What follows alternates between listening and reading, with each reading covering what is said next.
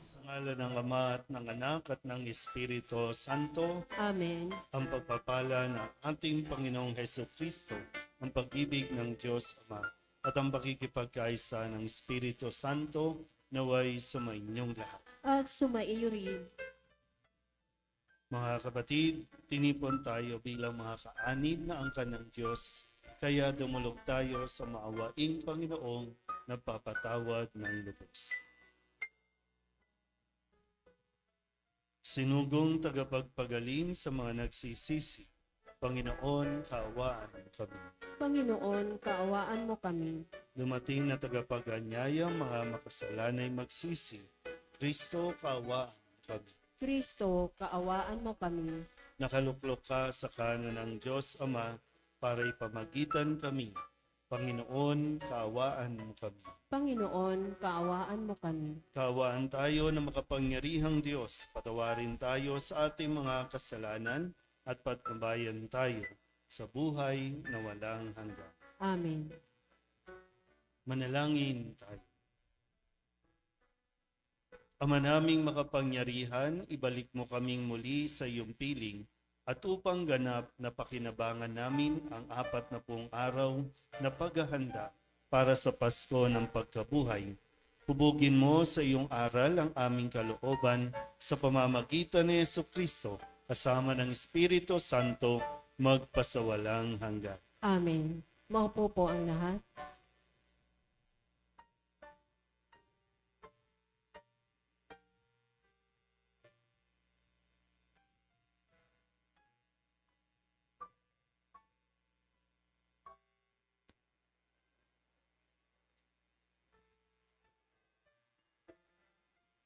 Pagbasa mula sa aklat ng Levitiko.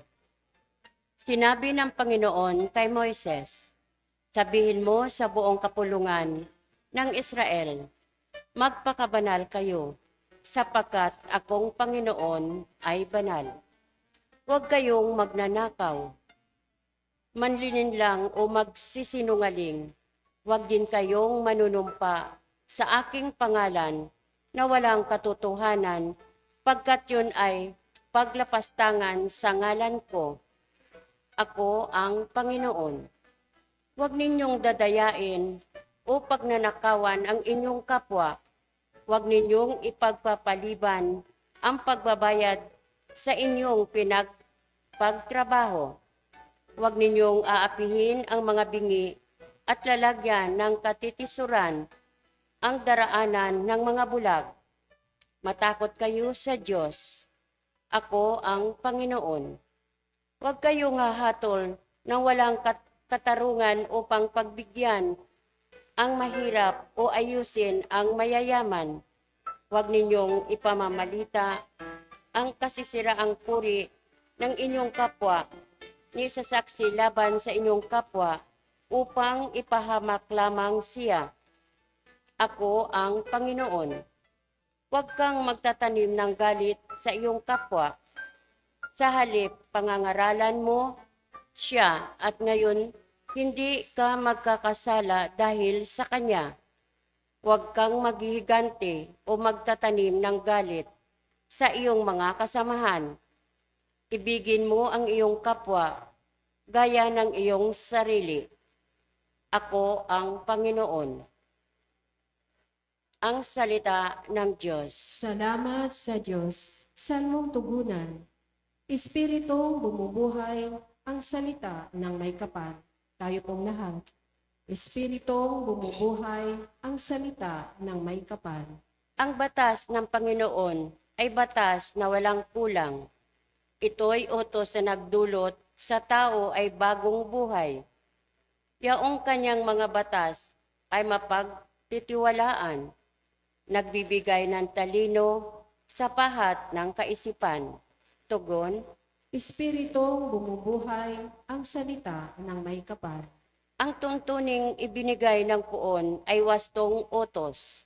Liligaya ang sinuman kapag ito ang sinunod. Ito'y wagas at matuwid, pagkat mula ito sa Diyos. Pag-unawa ang isipan, yaong bungang idudulot. Tugon, Espiritong bumubuhay ang salita ng may kapal. Yaong paggalang sa poon ay marapat at mabuti. Isang banal na tungkulin na iiral na parati. Pati mga hatol niya'y matuwid na kahatulan.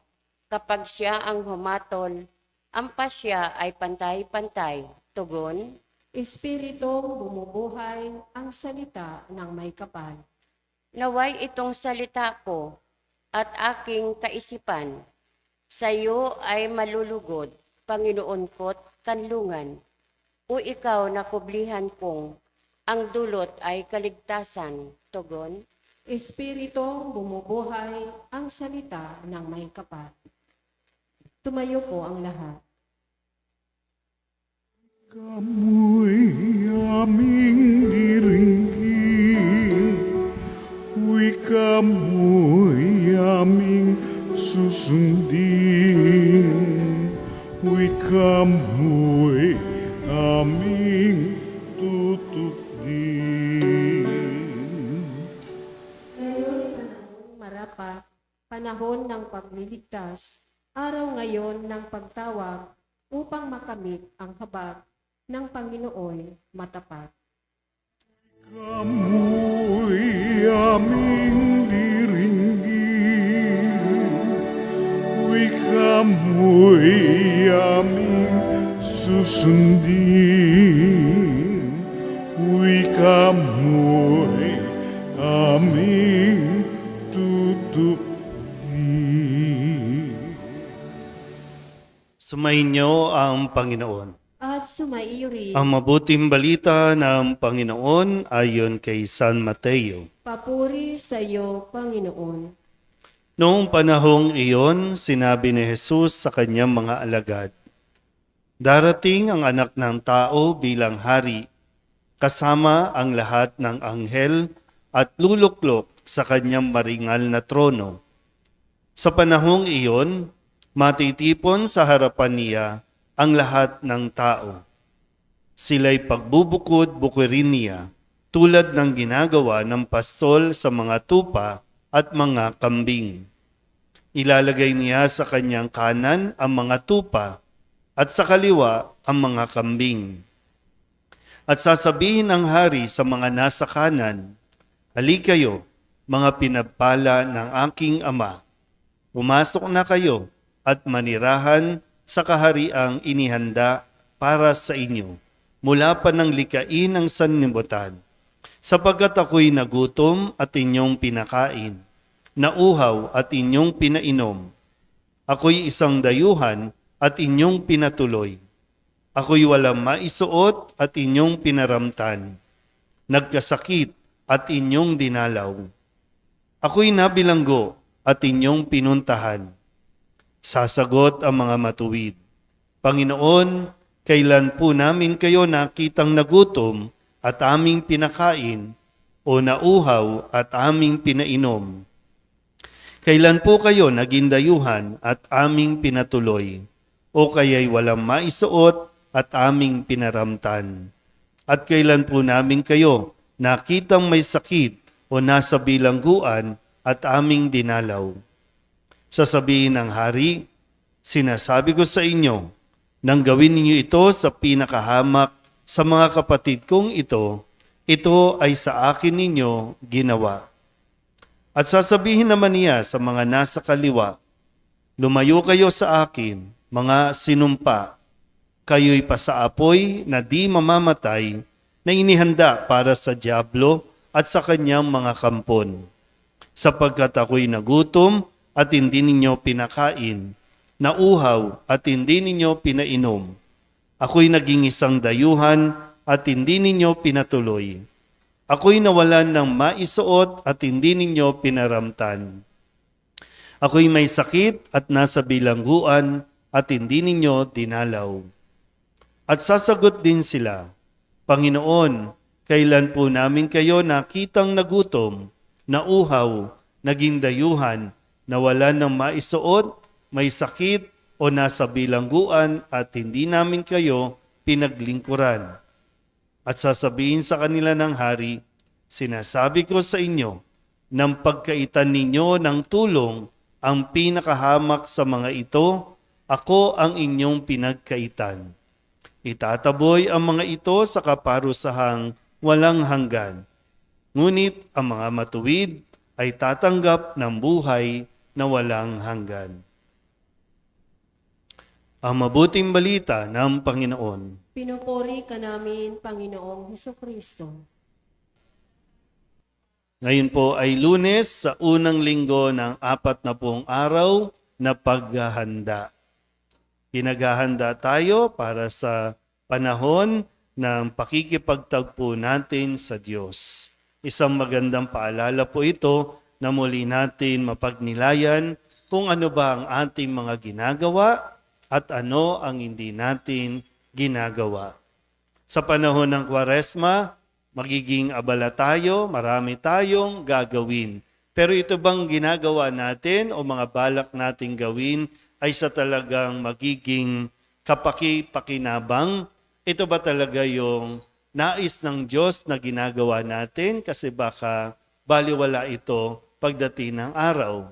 Kasi sabi po dito sa Ebanghelyo ni San Mateo, ito yung mga huling bahagi na pagdating ng araw, ang anak ng tao ang siyang hahatol sa atin.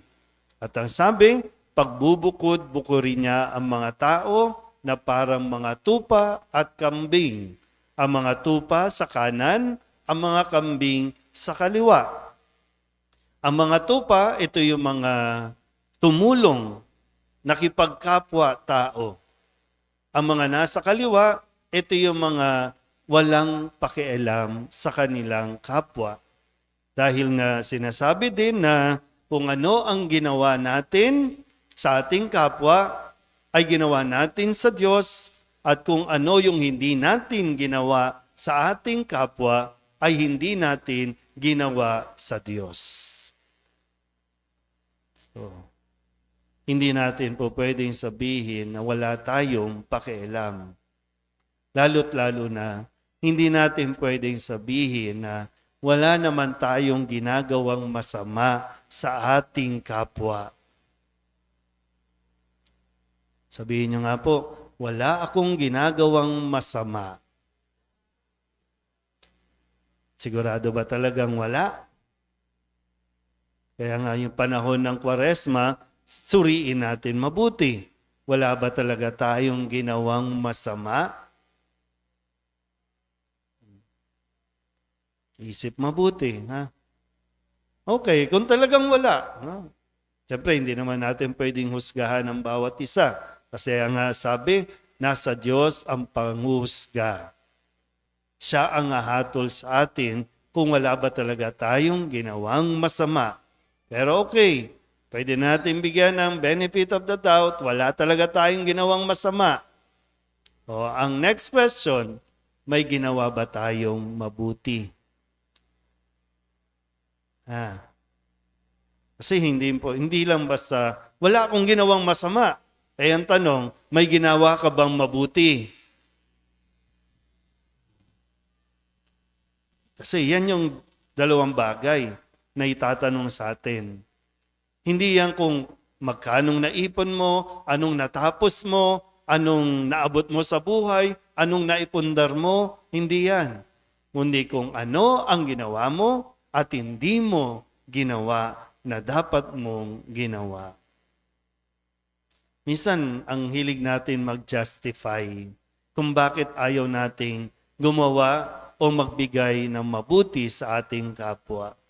Halimbawa po, naranasan nyo ba minsan kapag nakasakay kayo sa sasakyan? Halimbawa lang po, no? Tapos may kakatok, manglilimos. Hindi ko alam kung nafe-feel nyo rin ba na, magbibigay ba ako o hindi? Kasi minsan, kapag may kumakatok doon, lalo na minsan gagamitin yung bata, di ba? No? Gagamitin yung bata.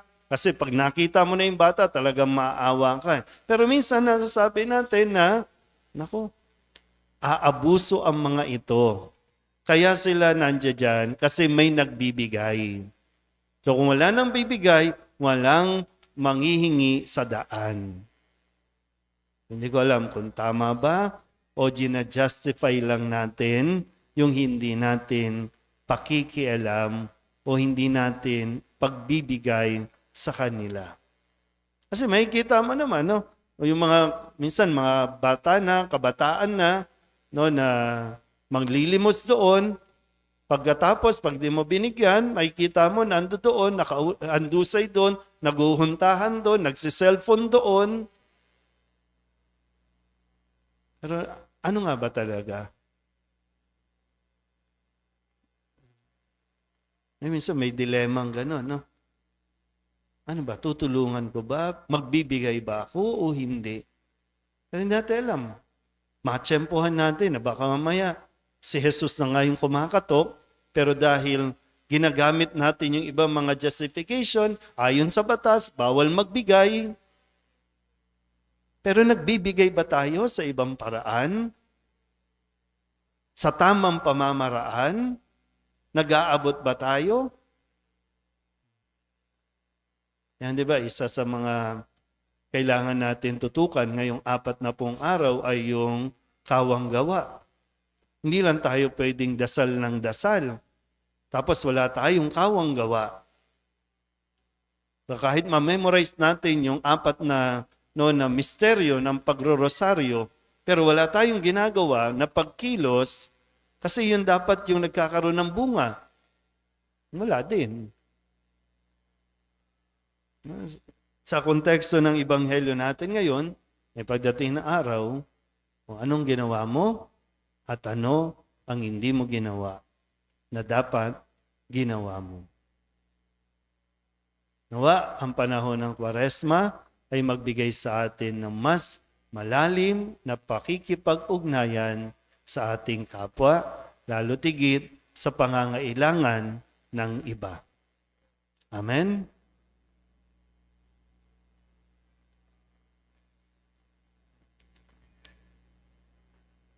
Inihahayag ng Panginoon ang misteryo ng kaharian ng Diyos sa mga taong buong pagmamahal na kumakalinga sa mga dukha at nagugutom. Idalangin natin na ang kaharian ng Diyos ay maging tunay sa ating buhay. Ang ating itutugon, Panginoon, dinggin mo kami. Panginoon, dinggin mo kami.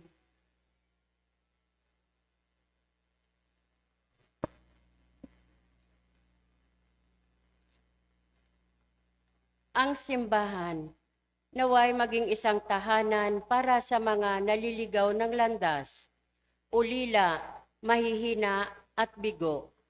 Manalangin tayo sa Panginoon. Panginoon, dinggin mo kami. Ang mga mayayamang bansa, naway taimtim na magsagawa ng mga hakbang upang makatulong sa pag-unlad ng mahihirap na bansa. Manalangin tayo sa Panginoon. Panginoon, dinggin mo kami. Ang mga napariwara at mga itinakwil ng lipunan, naway maakit sa kaharian ng Diyos sa pamamagitan ng atin pagkakawanggawa. Manalangin tayo sa Panginoon. Panginoon, dinggin mo kami. Sa ating mga tahanan, lugar ng hanap buhay, at sa pamayanang ating kinabibilangan, naway mapailaganap natin ang paghahari ng Diyos. Manalangin tayo sa Panginoon. Panginoon, dinggin mo kami. Ang mga yumao, naway makapasok sa kaharian, inihanda para sa kanila.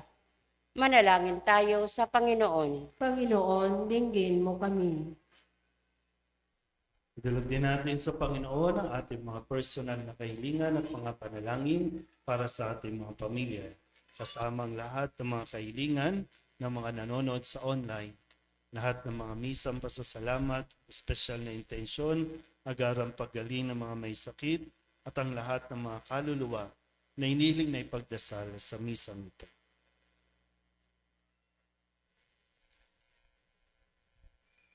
Ang lahat ng ito iniling namin sa ngalan ni Kristo, aming Panginoon. Amen. Maupo ang lahat.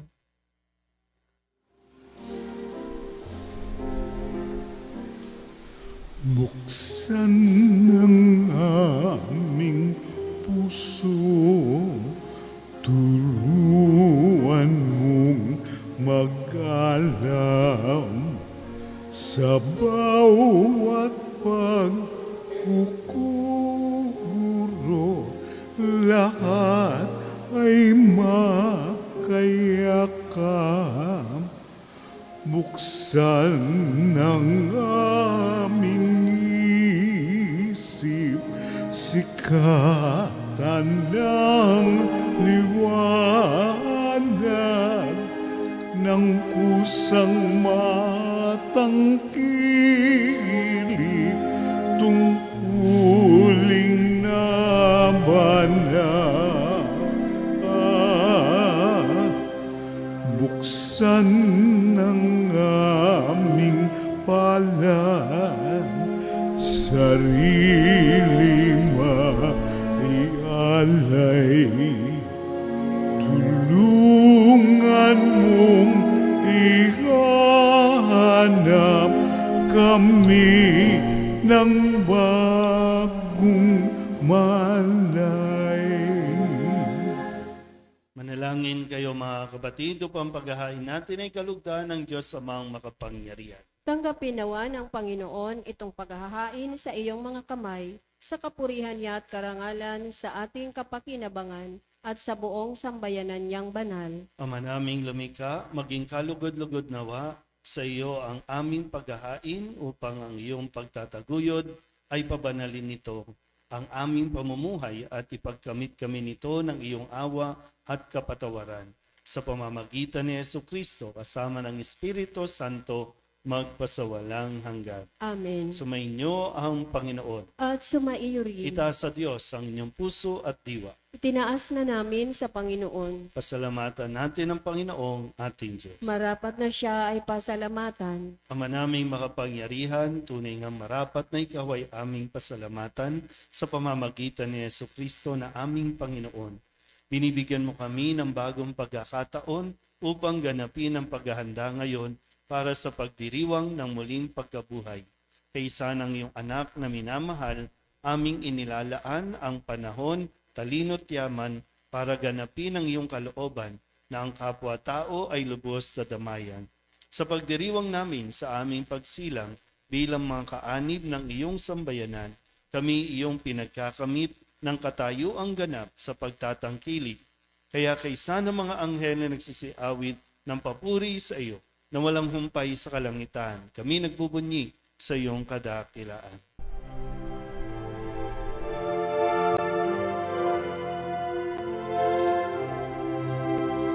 Santo, Santo, Santo, Panginoong Diyos makapangyarihan, napupuno ang langit at lupa ng kalwalhatian mo.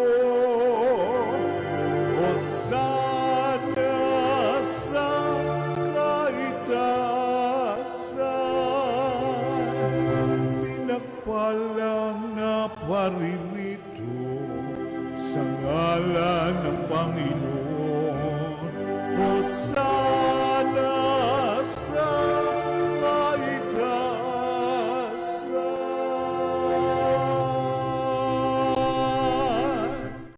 Ama naming banal, ikaw ang bukal ng tanang kabanalan.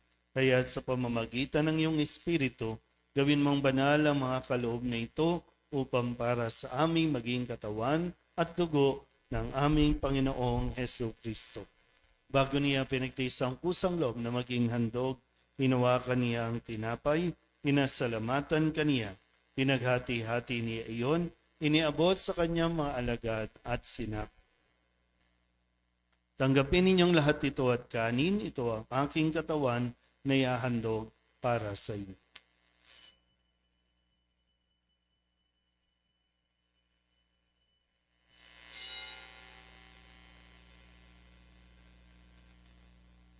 Gayun din naman nang matapos ang hapunan, hinawakan niya ang kalis, muli kaniyang pinasalamatan. Iniabot niya ang kalis sa kanyang mga alagad at sinabi, tanggapin ninyong lahat ito at inumin. Ito ang kalis ng aking dugo, ng bago at walang hanggang tipan. Ang aking dugo na ibubuhos para sa inyo at para sa lahat sa ikapagpapatawad ng mga kasalanan. Gawin ninyo ito sa pag-alaala sa akin.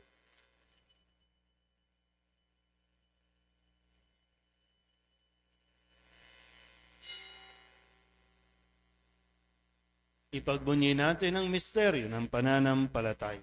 Si Kristo'y namatay, si Kristo'y nabuhay, si Kristo'y babalik sa wakas ng panahon. Ama, ginagawa namin ngayon ang pag-alaala sa pagkamatay at muling pagkabuhay ng iyong anak.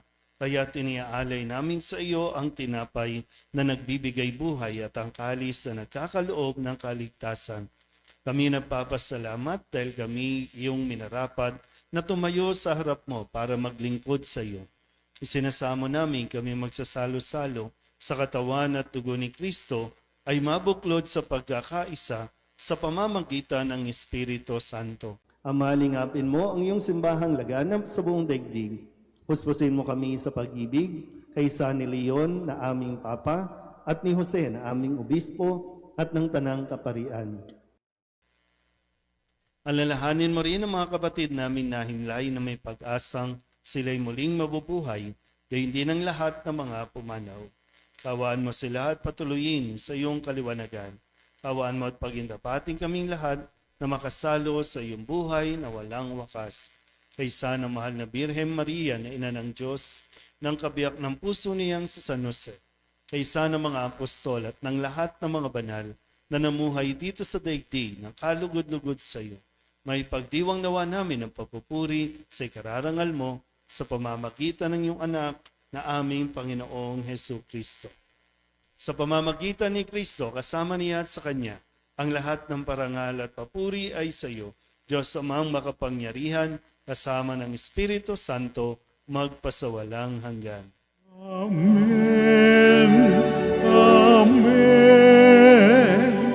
Amen.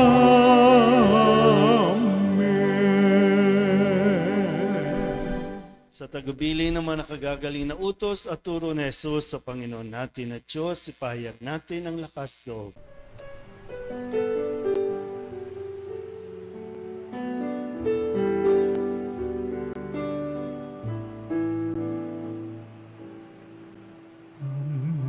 Namin sumasalang ka, sambahin ang ngalan mo, mapasamin ang kaharian mo, sundin ang loob mo. Dito sa lupa para ng sa langit, bigyan mo po kami ngayon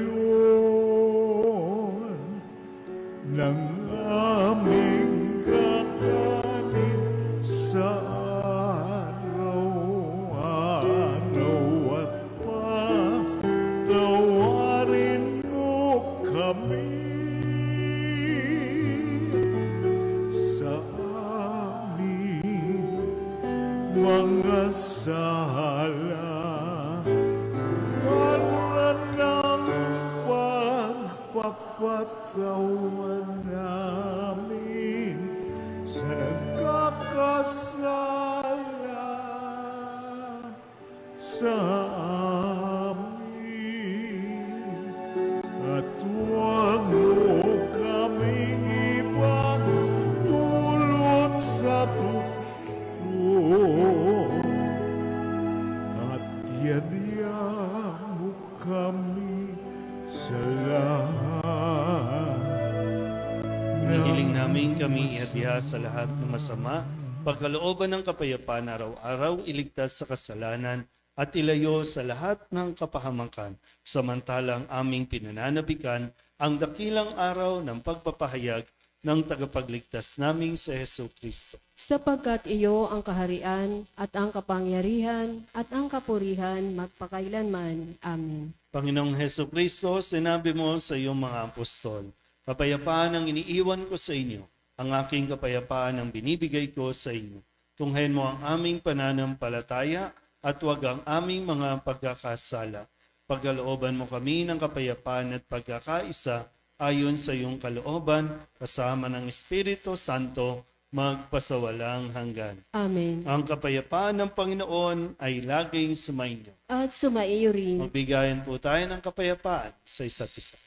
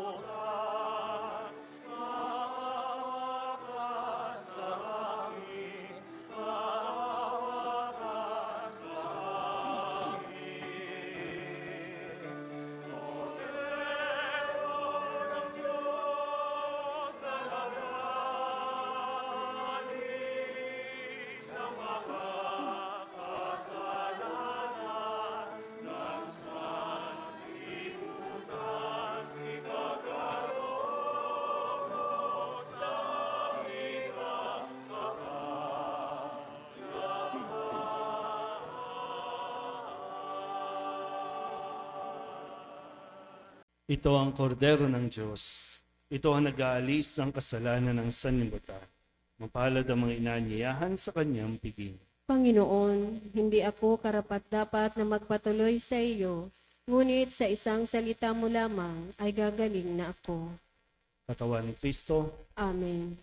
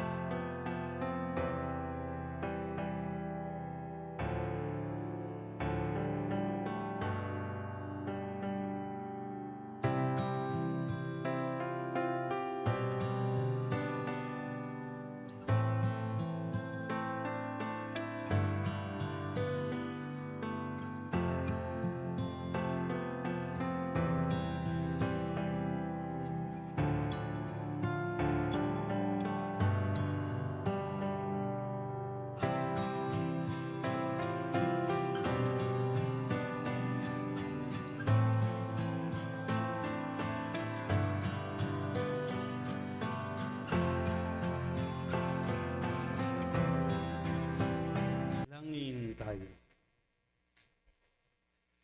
Ama naming mapagmahal, sa aming pagsasalo ngayon sa iyong banal na piging, naway makapakinabang ang buong pagkatao namin upang ang iyong kaligtasang dulot ay aming kamtin at ang kagalingang kaloob mo ay ganap na tamasahin sa pamamagitan ni Jesucristo kasama ng Espiritu Santo magpasawalang hanggan. Amen. Sumainyo ang Panginoon at sumaiyo rin. at pagpalain kayo ng makapangyarihang Diyos, Ama at Anak at Espiritu Santo. Amen. Tapos na ang banal na misa, humayo tayo sa kapayapaan ni Kristo. Salamat sa Diyos.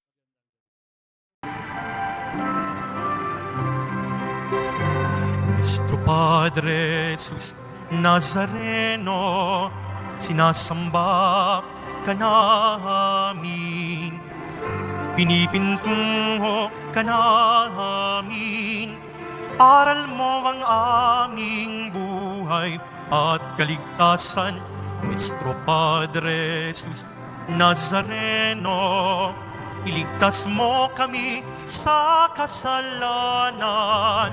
Ang krus mong kinamatayan ay sagisag ng aming kaligtasan. Nuestro Padre Jesus Nazareno, dinarangal ka na amin. Nuestro Padre Jesus Nazareno, nilulwalhati ka namin. Nuestro Padre Jesus Nazareno, dinarangal ka na amin. Nuestro Padre Jesus Nazareno, nilulwalhati ka namin.